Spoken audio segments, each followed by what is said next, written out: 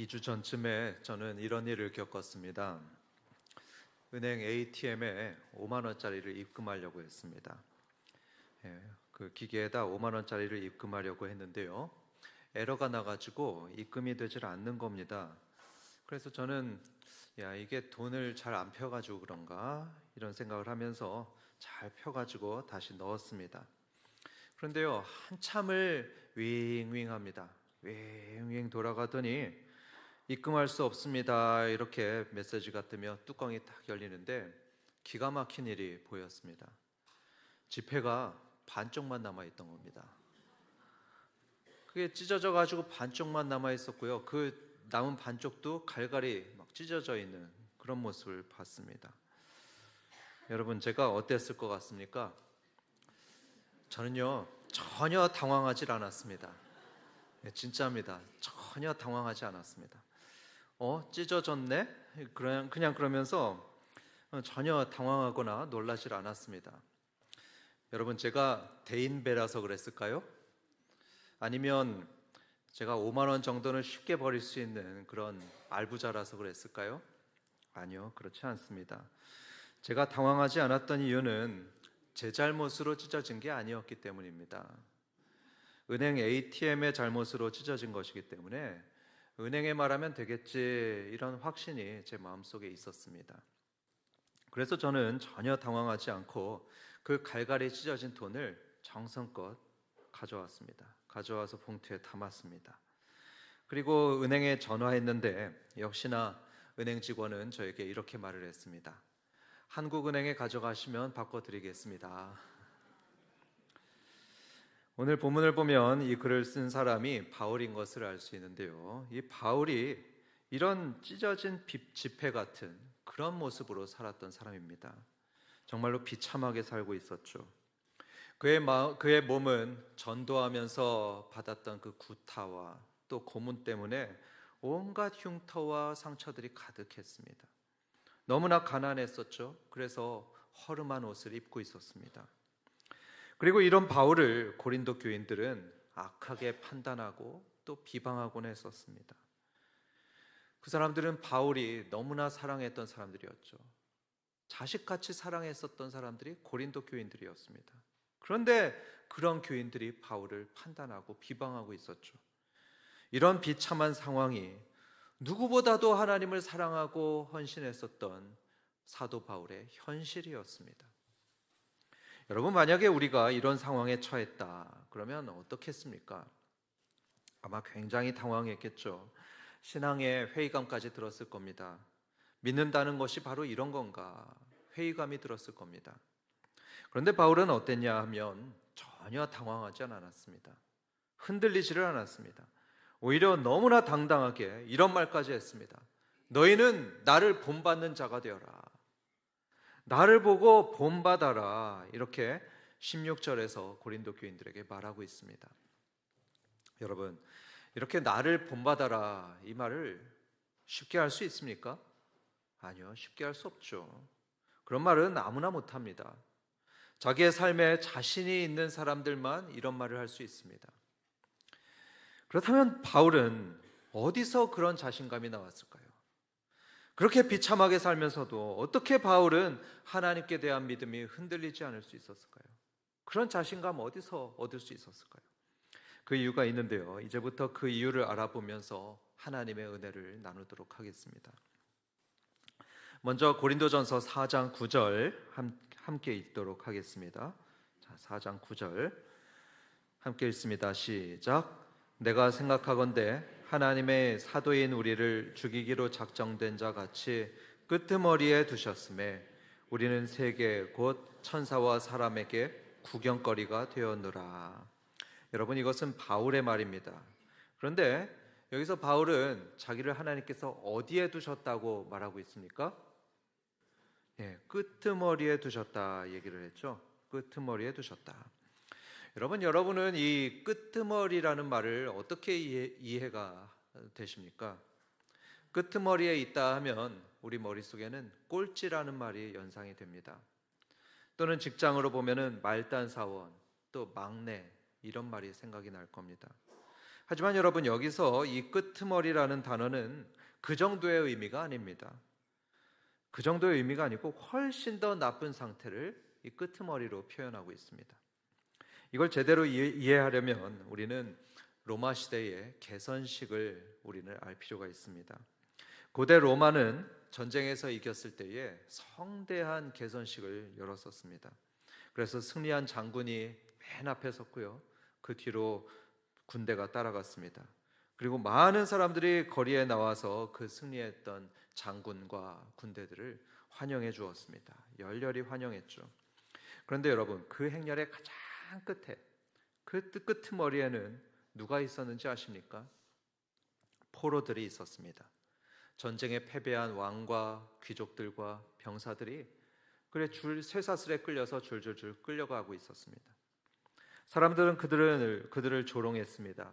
야, 이 패배자들아, 이러면서 침을 뱉고 야유를 보냈습니다. 이후로 그들은 노예로 팔려가거나 원형 경기장에서 사자의 밥이 되었었죠. 그러니까 이 끄트머리에 선다, 이 말은 비참을 말하는 것입니다. 죽음을 의미하는 것이었습니다.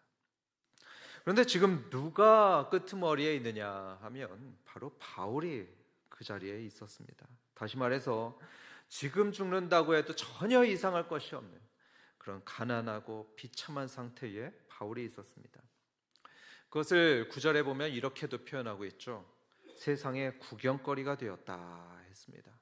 마치 서커스에 있는 곰이나 그런 광대처럼 천사들과 사람들에게 구경거리가 되었다 말합니다. 그것이 바로 바울의 처지였죠. 이어지는 10절부터 13절을 보면 바울의 비참한 처지가 더 구체적으로 설명되고 있습니다. 10절부터 13절 보겠습니다. 여기 보면 우리는 바울을 포함하는 말입니다. 우리는 그리스도 때문에 어리석으나 너희는 그리스도 안에서 지혜롭고, 우리는 약하나 너희는 강하고, 너희는 존귀하나 우리는 비천하여 바로 이 시각까지 우리가 줄이고 목마르며 헐벗고 매맞으며 정처가 없고, 또 수고하여 친히 손으로 일을 하며 욕을 먹으면 축복하고 박해를 받으면 참고 비방을 받으면 권면하니 우리가 지금까지 세상의 더러운 것과 만물의 찌꺼기 같이 되었도다 합니다. 여러분, 여기서 바울이 자신을 뭐라고 표현하고 있습니까? 나는 어리석다, 약하다, 비참하다 말하고 있습니다. 지금까지 나는 줄이고 헐벗고 목마르고 매맞았다고 말합니다. 그리고 정처 없이 떠돌았다 말하고 있습니다. 그는 사도였지만 수고하면서 일했습니다. 그리고 욕을 먹었습니다. 박해받고 비방을 받았습니다.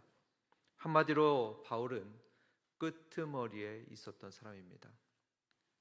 또 바울은 13절에서 나는 만물의 찌꺼기같이 되었다 말하고 있는데요, 이 찌꺼기라는 말은 쓰레기라는 말입니다. 나는 쓰레기같이 되었다 말합니다.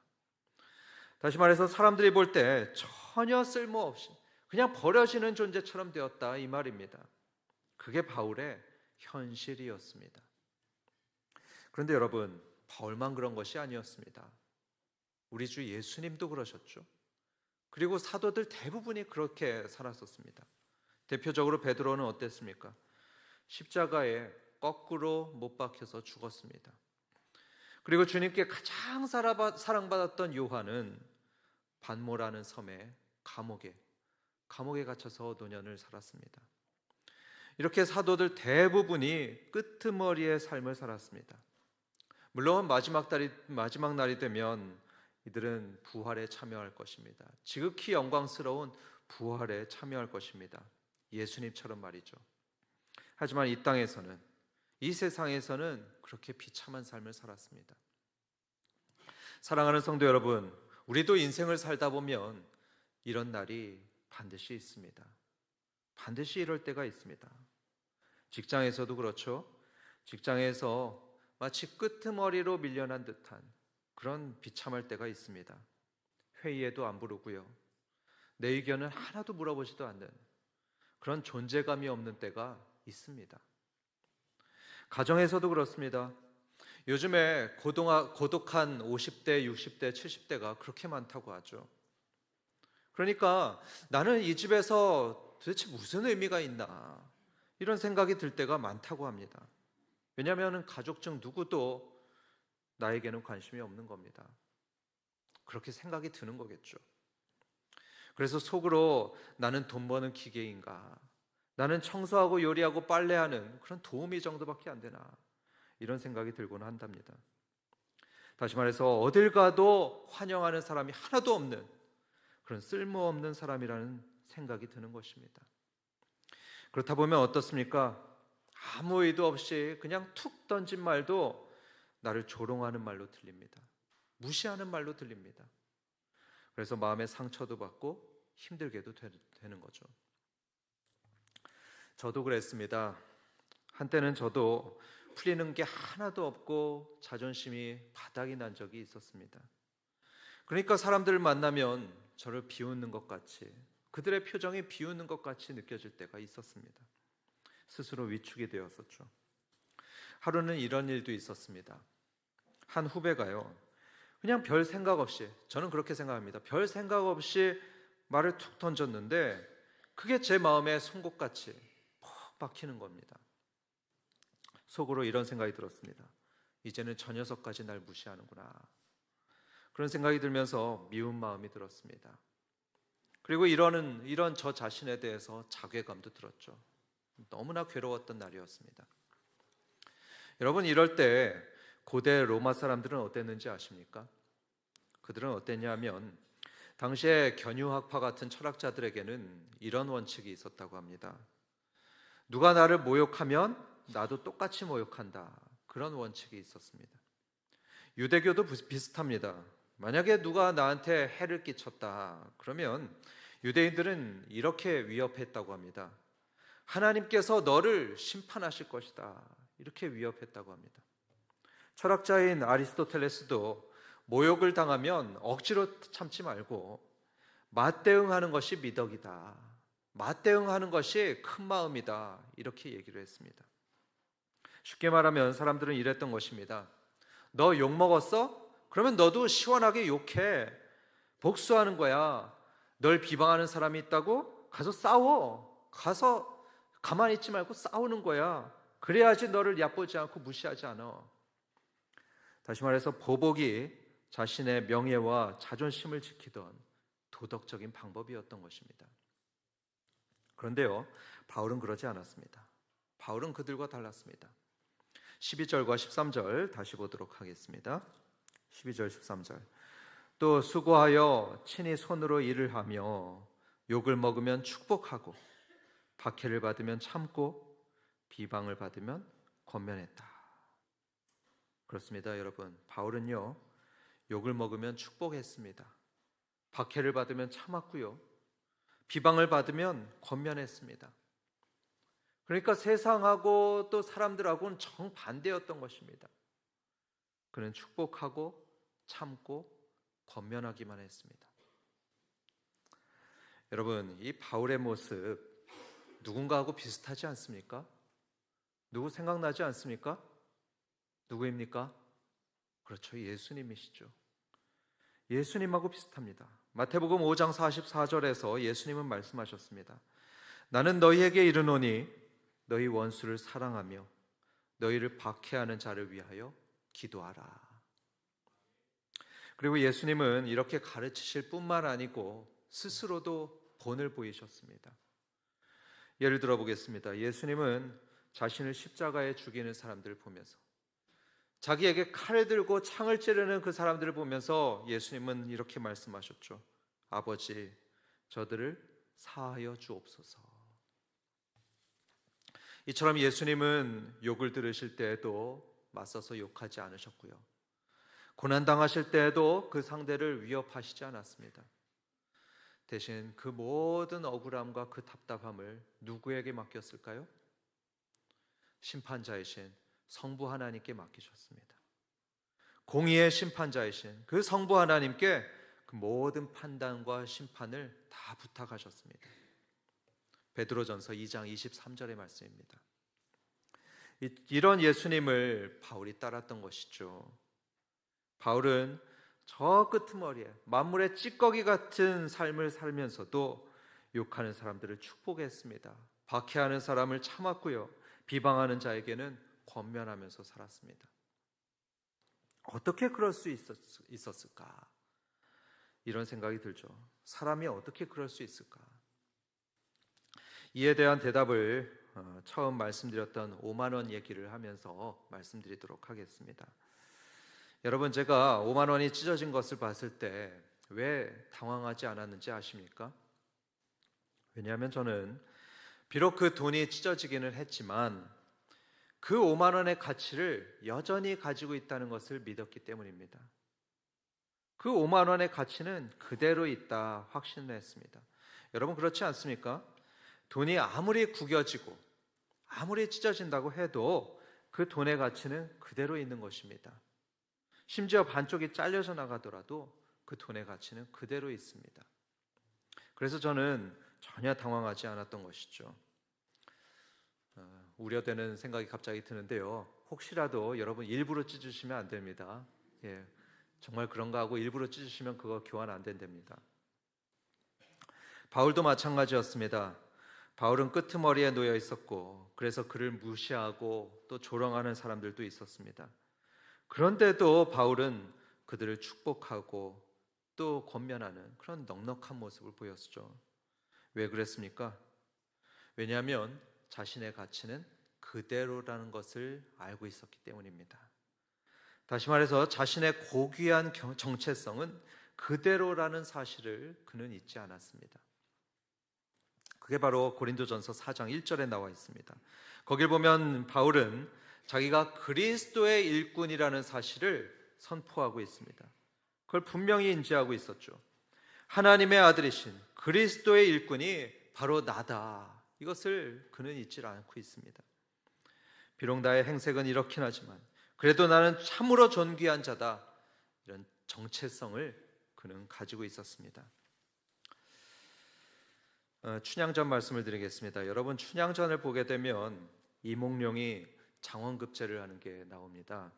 장원급제를 해서 암행어사가 되었죠. 남원으로 돌아오게 되었습니다. 그런데 그때 이몽룡이 어떤 모습으로 왔습니까? 아주 초라한 거지 행색으로 오게 되었죠. 겉으로만 보면 영락없는 거지의 모습이었습니다. 그러니까 장모에게 구박을 받았습니다. 박대를 받고 웬 거지가 왔냐고 하면서 모욕을 받았습니다. 그런데 그때 이몽룡이 어떻게 했는지 아십니까?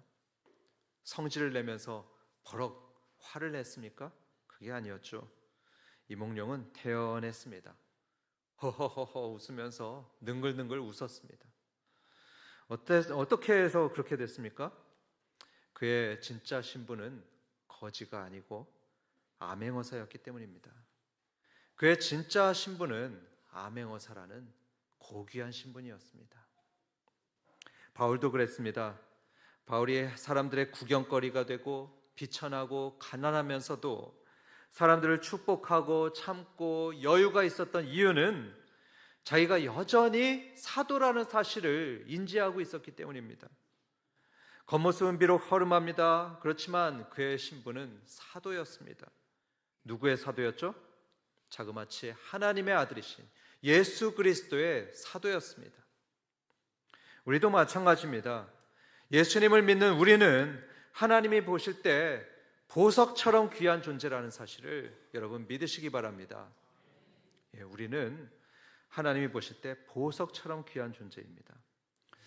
혹시 믿지 못하시는 분들을 위해서 베드로전서 2장 9절을 보겠습니다.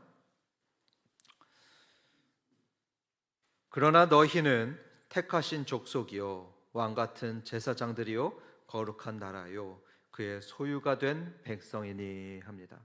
여러분, 여기서 너희라는 말이 나오는데요, 너희는 저와 여러분을 가리키는 겁니다. 저와 여러분같이 예수님을 믿는 성도들을 의미하죠. 그런데 이런 우리가 어떤 사람이라고 합니까? 택하신 족속이요 왕같은 제사장들이요 거룩한 나라요 그의 소유된 백성이니 말을 하죠. 그러니까 여러분, 우리는 때로 세상에서 찌그러지고 모욕당하고 없어버릴지 모르지만 사실은 어떤 사람입니까? 주님의 택하신 족속이요 왕같은 제사장들이요 거룩한 나라요 하나님의 소유가 된 백성들입니다. 여러분 함께 따라해 보시겠습니다. 우리는 택하신 족속이요 왕 같은 제사장들이요 거룩한 나라요 그의 소유가 된 백성이다. 아멘이십니까? 예, 그렇습니다. 아멘입니다. 그래서 여러분, 우리가 때로는 남들이 볼 때 어리석습니다. 약하고 또 부족하게 보입니다. 마치 아무데도 필요 없는 것 같은 끄트머리 인생일 때가 있습니다. 하지만 여러분, 그때에도 여러분의 귀한 정체성을 잊지 마시기 바랍니다. 여러분은 하나님의 고귀한 아들이요 딸입니다. 왕같은 제사장들입니다. 혹시 우리들의 온몸에 암세포가 퍼져가지고 생산적인 일은 하나도 못하고 누워만 있는다고 해도 그래도 하나님의 자녀입니다. 그분의 소유입니다. 그 귀한 신분은 조금도 변하지 않는다는 거 여러분 믿으시기 바랍니다. 마지막으로 저의 5만 원이 결국에 어떻게 되는지 말씀드리겠습니다. 저는 그 찢어진 5만 원 반쪽을요 봉투에 소중히 담았습니다. 그리고 그 봉투를 한국은행에 가져갔습니다. 생전 처음으로 저 대전에 있는 한국은행으로 가게 되었습니다. 여러분 무슨 일이 일어났을까요? 저는 그 너덜너덜해진 반쪽짜리 5만 원권을 직원 손에 건네줬는데요. 그 직원 손에 들어가자마자 곧바로 5만 원짜리 온전한 지폐를 돌려받았습니다. 전혀 접히지도 않고 찢어지지도 않은 깨끗한 지폐를 받았는데요. 그때 저는 이런 생각이 들었습니다. 부활의 날이 이렇겠구나. 주님이 말씀하신 부활의 날이 이렇겠구나 생각했습니다. 여러분, 바울이 만물의 찌꺼기처럼 살면서도 흔들리지 않았던 또 다른 이유가 있었습니다. 그 또 다른 이유는 바로 부활의 소망 때문이었습니다. 부활에 대한 소망 때문이었습니다. 고린도전서 15장을 보면 바울은 부활을 설명하고 있는데요. 거기에서 바울은 부활의 날이 되면 썩을 몸이 썩지 않을 몸으로 변화한다 설명했습니다. 그러니까 성도들의 몸이 영원히 썩지 않을 몸으로 변할 것이다 설명했습니다. 그런 강력한 증거가 있었죠? 그게 바로 예수님이셨습니다. 예수님이 그렇게 새로운 몸으로 부활하셨습니다. 그 예수님을 바울이 직접 목격했습니다. 그렇기 때문에 바울은 그 부활을 강하게 확신했습니다. 이런 확신은 바울의 삶에 엄청난 영향을 주었습니다. 비록 지금은 보잘것없이 보이지만 언젠가는 심판의 날, 부활의 날이 올 것이고 그러면 그때 자신도 예수님처럼 부활해서 새롭게 될 것이다. 이것을 바울은 확신했습니다. 이런 확신 때문에 바울은 마치 이몽룡이 그랬듯이 자신을 모욕하고 박해하던 이들도 축복해주고 참고 권면해 줄 수 있었습니다. 우리도 마찬가지입니다. 지금은 세상에서 아플 때가 있습니다. 나이가 들었고 약합니다. 보잘것없이 보입니다. 마치 끄트머리 인생을 사는 것 같이 보입니다. 하지만 성도 여러분, 부활의 날이 오고 있습니다. 영광의 날이 오고 있습니다. 성도들 모두 부활할 날이 반드시 오게 될 것인데요.